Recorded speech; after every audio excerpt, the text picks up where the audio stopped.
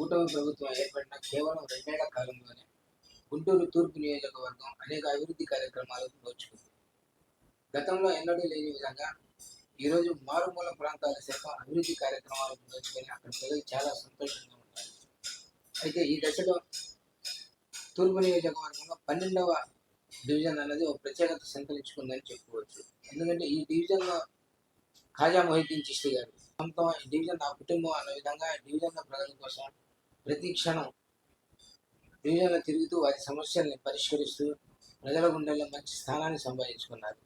అయితే ఈ 2 ఏళ్ల కాలంలో 12వ డివిజన్ అనేది ఏ విధమైన అభివృద్ధి కార్యక్రమాలను నోచుకుంది అనే అంశంపై మనతో మాట్లాడడానికి ఆయన ఉన్నారు. ఆయన అడిగి తెలుసుకుందాం.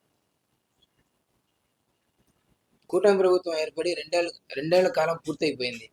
అయితే ఈ 2 ఏళ్ల కాలంలో మీ డివిజన్లో ఏ అభివృద్ధి కార్యక్రమాలు చేశారు?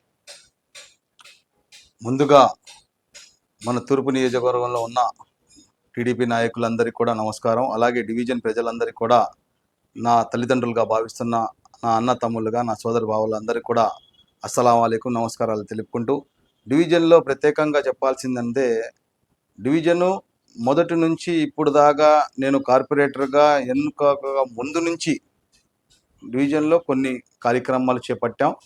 తర్వాత డివిజన్లో కార్పొరేటర్గా ప్రజల్ని ఎన్నుకున్న తర్వాత పూర్తి స్థాయిలో నా బాధ్యత అని చెప్పేసి కూడా నిత్యం డివిజన్ నా తల్లిదండ్రులుగా భావించి, దానికి ఏ సమస్య అయినా కానీ మీ సమస్య కాదు నా సమస్య అన్నట్టుగా అది పూర్తి చేయాలనే సంకల్పంతో, అది చిన్నదైనా పెద్దదైనా, అది వాటర్ సమస్య అయినా, డ్రైనేజీ వ్యవస్థ అయినా కానీ, వీధి దీపాలైనా కానివ్వండి, రోడ్లు మరమ్మతులు కానివ్వండి, కొత్త రోడ్లు కానివ్వండి, అలాగే ప్రతి ఒక్కటి కూడా దగ్గరుండి అడిగిన అక్కా చెల్లెమ్మలు కానివ్వండి, అలాగే మా అన్న తమ్ముళ్ళందరూ కానివ్వండి, ప్రతి ఒక్కరికి కూడా 100కి 100% కాకపోయినా కానీ 70% అయినా విజయవంతం చేసి పెట్టాం మేము. అలాగే రానున్న రోజుల్లో కూడా 100కి 100% పూర్తి చేయాలని చెప్పేసి ఉంది.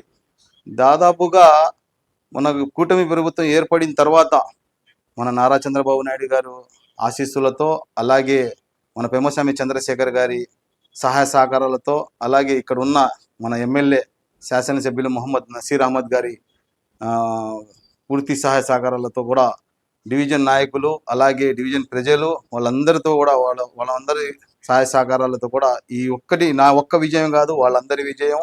దీని వెనకాల వాళ్ళు నాకు ఈ స్థాయిగా చేర్చడానికి కారణం నాకు ప్రజలే ముఖ్యంగా. ఆ తర్వాత పూర్తి స్థాయి సహాయ సహకారాలు అందించిన మొత్తం కూటమి ప్రభుత్వం నాయకులందరికీ కూడా వాళ్ళందరికీ కూడా కృతజ్ఞతలు తెలుపుకుంటున్నాను. అంటే గతంలో వైఎస్ఆర్ కాంగ్రెస్ పార్టీ హయాంలో మీ వార్డు అభివృద్ధిలో ఎంత మేరకు అభివృద్ధి చెందింది, ఇప్పుడు కూటమి ప్రభుత్వం ఏర్పడిన తర్వాత ఏ విధంగా అభివృద్ధి చెందింది? ఈ డివిజను మహా నాయకులు ఉన్నారు. దాదాపుగా జానీ గారు మినిస్టర్ జానీ గారు అని చెప్పేసి ఆయనది కూడా ఇదే వార్డు. అలాగే ఇక్కడ మస్తాన్ అలీ గారు అని కాంగ్రెస్ ఎమ్మెల్యేగా ఉన్న ఆయన కూడా ఇదే వార్డు. అలాగే ఇక్కడ మంబూర్ సుబాని గారు అని చెప్పేసి ఆయన కూడా శాసనసభ్యులు. గతంలో ఇదే వార్డుకి చెందిన 4-5 శాసనసభ్యులు ఉన్నారు.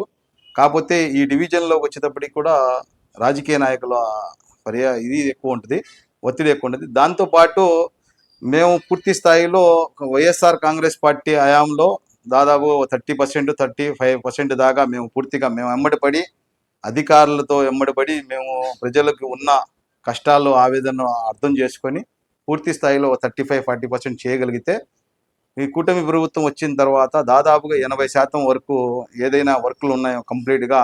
దేనికంటే ఒక గైడ్లైన్స్ టీడీపీ పార్టీకి వచ్చేటప్పటికి ఒక ప్రతిపాదన మొత్తం కరెక్ట్గా ఉండదు. దేనికంటే వాళ్ళకి ఇవ్వాల్సిన గౌరవం కానివ్వండి, చేయాల్సిన కానివ్వండి, వార్డు కార్యకర్త కాడి నుంచి నాయకుడు దాకా కూడా ఏ పనైనా కానీ చెప్పంగానే అధికారులు కూడా ఎలక్ట్గా ఉంటారు చేయడానికి.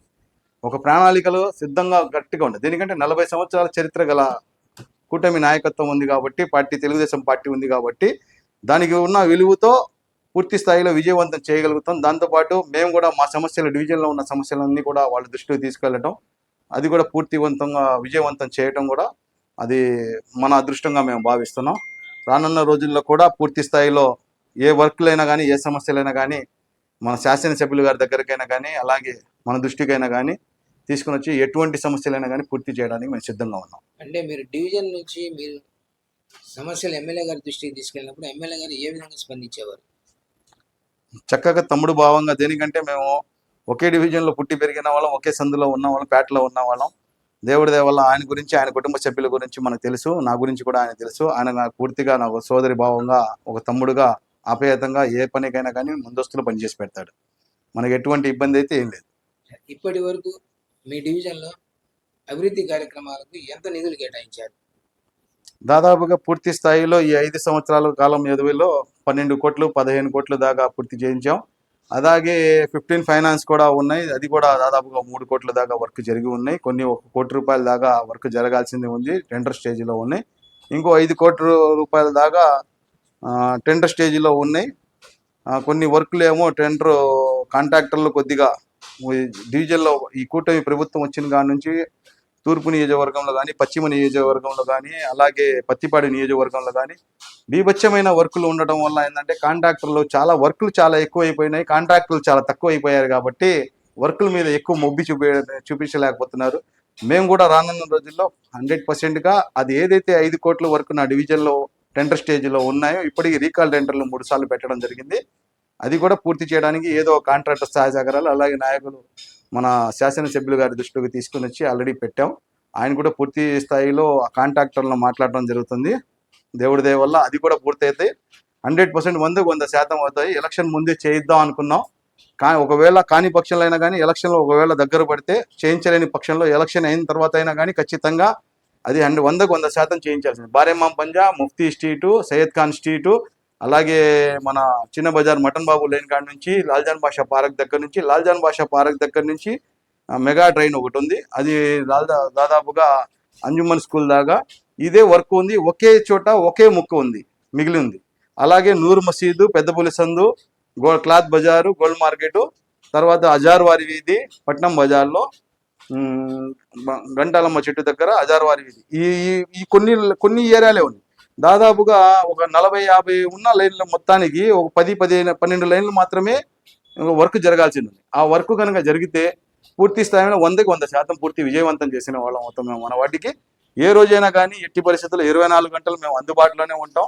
ప్రజలకి అర్ధరాత్రి ఫోన్ చేసినా కానీ మేము రెస్పాండ్ అయ్యి, ఒకవేళ లేని పక్షంలో, ఒకవేళ నిద్రలో ఫోన్ లేకపోయినా కానీ తెల్లారే వచ్చేసి ఏ సమస్య వచ్చిందని చెప్పేసి వాళ్ళకి ఫోన్లో నేను మాట్లాడడం జరిగింది. ఆ సమస్య తక్షణమే నా దృష్టిలో, నా స్థాయిశక్తిగా నేను పూర్తి చేయగలిగితే చేయనట్టుగా, నా దృష్టిలో లేదు ఇంకా పై స్థాయిలో వెళ్ళాల్సింది అనుకుంటే శాసనసభ్యుల గారి దగ్గరికి, అది కూడా దానికన్నా ఇంకా మించింది ఉంటే మన వెమ్మస్వామి చంద్రశేఖర్ గారు, కేంద్ర మంత్రి వాళ్ళు, ఆయన దృష్టికి తీసుకెళ్తాం. ఇంకా దానికన్నా పెద్దది ఉంటే మన సీఎం గారి దగ్గర తీసుకెళ్ళటం కానీ చేసుకుందాం.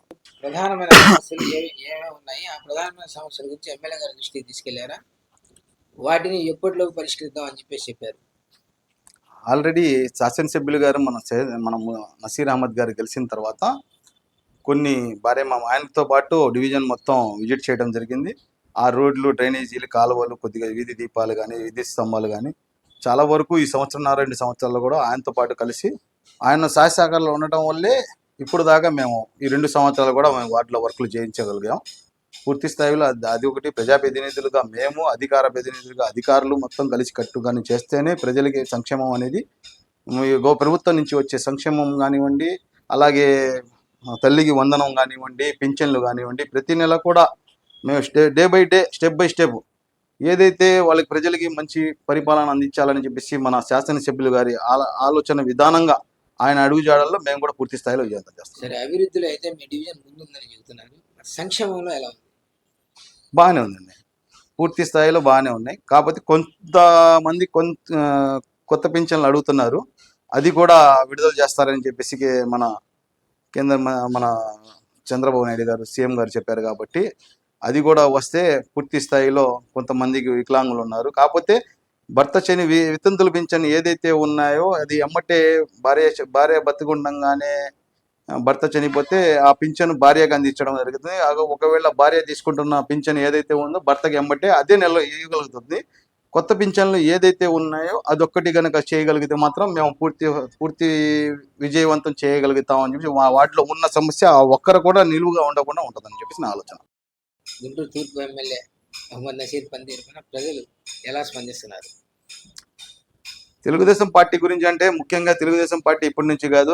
మన ఎన్టీఆర్ గారు స్థాపించి కాడి నుంచి దాదాపుగా 40 సంవత్సరాలు 50 సంవత్సరాలు కానీ ఈ పార్టీ గురించి దేవుడిగా భావించే ఆయనకి ఈ పార్టీ గురించి చాలా అభిమానులు ఉన్నారు సొంతంగా. దేనికంటే అప్పటి నుంచి ఇప్పుడు దాకా పార్టీ ఉందని చెప్తేనే ప్రజలకి మా నాన్నగారు కాడి నుంచి మా తాతగారి నుంచి దేనికంటే సయ్యద్ గారు అని చెప్పేసి మా సొంత మామయ్య గారు ఈ పార్టీకి 2 సార్లు శాసనసభ్యుగా చేశారు. ఒకసారి ప్రజారాజ్యంగా ఎంపిక చేసుకున్నారు ఆయన. ఇప్పుడు ప్లస్ ప్రజెంట్ మన హసన్ బాషా గారు అని చెప్పేసి హజ్ కమిటీ చైర్మన్గా ఉన్నారు. పార్టీ కింద కేటర్ నుంచి పై స్థాయి దాకా వాళ్ళు ఏం చేశారనేది కాదు, కాకపోతే వాళ్ళకి గుర్తింపు అనేది వాళ్ళు ఎంత కష్టపడితే వాళ్ళకి ప్రతి ఒక్కరికి న్యాయం జరిగే పార్టీ ఏకైక పార్టీ ఏమైనా ఉందంటే తెలుగుదేశం పార్టీ.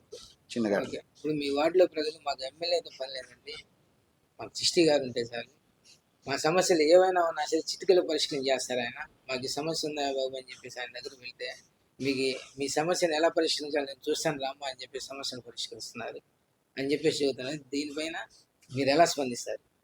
వాస్తవానికి ఏంటంటే ఎమ్మెల్యే గారికి 23 డివిజన్లు ఉన్నాయి. 23 డివిజన్లో పాపం ఆయనకి 1000 మంది సమస్యలు ఒకేసారి చేర్చలేరు.